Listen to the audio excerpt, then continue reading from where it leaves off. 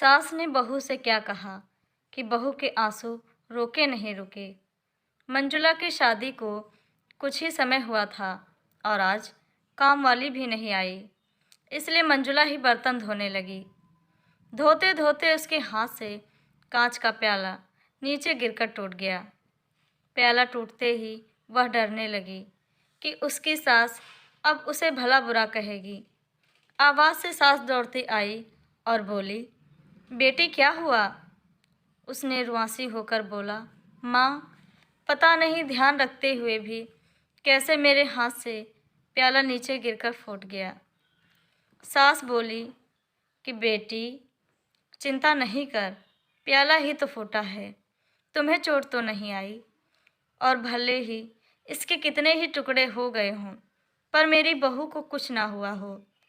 मेरी बहू से महंगा क्या ये प्याला है? और हाँ, तुझे अभी ये सब करने की क्या ज़रूरत?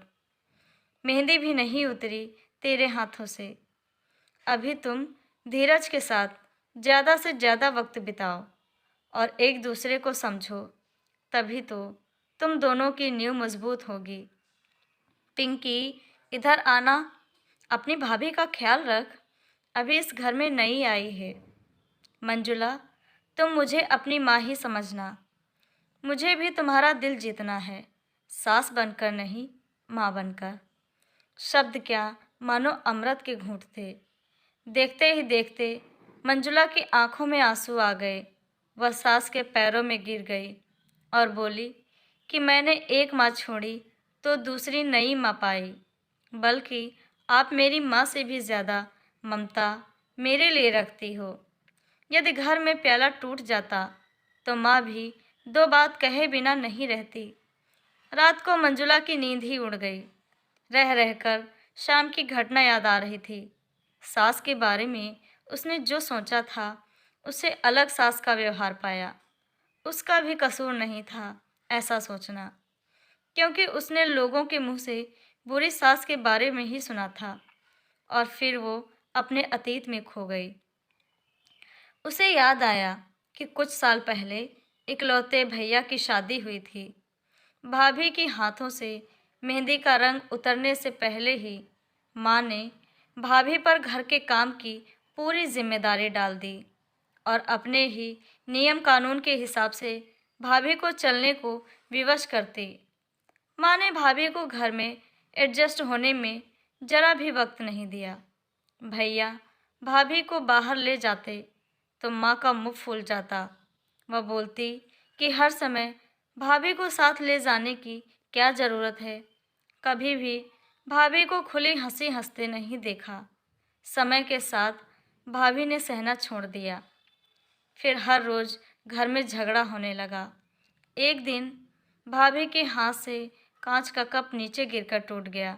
माँ चिल्लाने लगी कि कितनी कीमती कप फोड़ दिया, रोज़ इतना खाती हो, इतनी शक्ति कहाँ गई?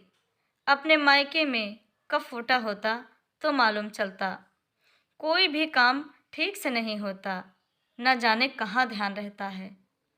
भाभी भी कड़क कर बोल दी कि हाँ, मैं तो बैठी बैठी खाती हूँ, आप तो खड़ी खड़ी खाती हो। जब से आई हूँ तब से रोज़ दो चार जली कटी ना सुना दो, तब तक आपको चैन नहीं पड़ेगा। कभी मेरी माँ को तो कभी मेरे बाप को, हमेशा मेरे मायके वालों को कोसती रहती हो। दोनों तरफ से तीर बरसकर एक दूसरे को छलनी कर रहे थे। घर के अलावा उसने और भी जगह सास बहू के झगड़े सुनते सुनते डर गई। वह शादी से कतराने लगी, पर माँ बाप के कारण शादी करनी पड़ी और एक अनजाने भय को लेकर ससुराल आ गई। पर आज की घटना से उसकी सोच ही बदल गई कि सब सास या बहू में ऐसा नहीं होता है। नींद न आने की वजह से उसने सोचा, चलो थोड़ी देर माँ से बात कर लूँ। माँ ने इतनी रात को फ़ोन करते देखकर बोला कि मंजुला, सब कुछ ठीक तो है ना? कहीं जमाई राजा या सास ननद से तो झगड़ा नहीं हो गया? वह बोली, नहीं माँ, ऐसा कुछ नहीं। मालूम है माँ, आज मेरे हाथ से कांच का प्याला नीचे गिरकर टूट गया। तभी सास आ गई और इससे आगे बोलती उसके पहले ही माँ ने बोलना शुरू कर दिया।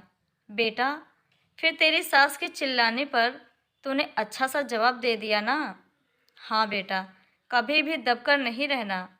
तू भी पढ़ी लिखी अच्छी लड़की है, तेरे में कोई कमी थोड़े ही है जो सुनेगी।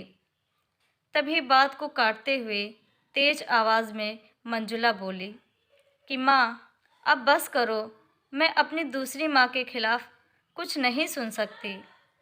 माँ सहम गई और बोली, तो ये क्या बोल रही है?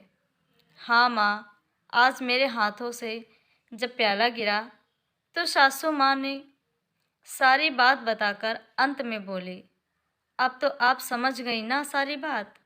और हाँ, सास ने सिर्फ बोलने के लिए नहीं बोला, वह वाकई में पिंकी की तरह मेरे से व्यवहार कर रही हैं। माँ, एक बात कहूँगी, आप बुरा तो नहीं मानोगी? हाँ बोल बेटा। माँ, काश आप भी मेरी नई माँ की तरह भाभी के साथ व्यवहार करती तो शायद भैया भाभी को अलग घर में नहीं होते। माँ, मेरी सास ने शुरू से ही अपने प्रेम से नींव मजबूत कर ली, तो उस पर टिका परिवार में मजबूती कैसे न आएगी? आज माँ को महसूस हो रहा था कि वो नहीं बल्कि मंजुला उसकी माँ बनकर उसे अच्छी सीख दे रही है। माँ को गलती का एहसास हो गया। मंजुला आगे कुछ बोलती उससे पहले ही माँ ने कहा, मंजुला, अब जब तू यहाँ आएगी तो यहाँ पर भी पूरे परिवार की नींव में मजबूती पाएगी। अब फ़ोन रख, मुझे बेटा बहू के स्वागत की तैयारी करनी है। शादी के बाद नई जिंदगी की शुरुआत में अगर सास बहू समझदारी से काम नहीं लेती, अपना तो नहीं जताती, तो शायद शुरुआत की नींव ही कमज़ोर होने से पूरी ज़िंदगी आपस में दरार पड़ जाती। कप को फूटने से कोई नहीं रोक सकता, किंतु प्रेम को टूटने से तो हम रोक सकते हैं। कांच के टुकड़े हो जाएं, पर घर के टुकड़े ना होने दें। घर एक मंदिर होता है। घर में प्रेम का वातावरण बनाए रखें, एक दूसरे के सम्मान को समझें, इज्जत करें, तो घर स्वर्ग बन जाएगा। घर नर्क से स्वर्ग में बदला जा सकता है यदि बहू सास को माँ मान ले, वह सास बहू को बेटी मान ले। दोस्तों, आपको ये कहानी कैसी लगी? प्लीज़ हमें कमेंट करके ज़रूर बताएं और हमारा चैनल सब्सक्राइब करें। कहानी सुनने के लिए आपका बहुत बहुत धन्यवाद।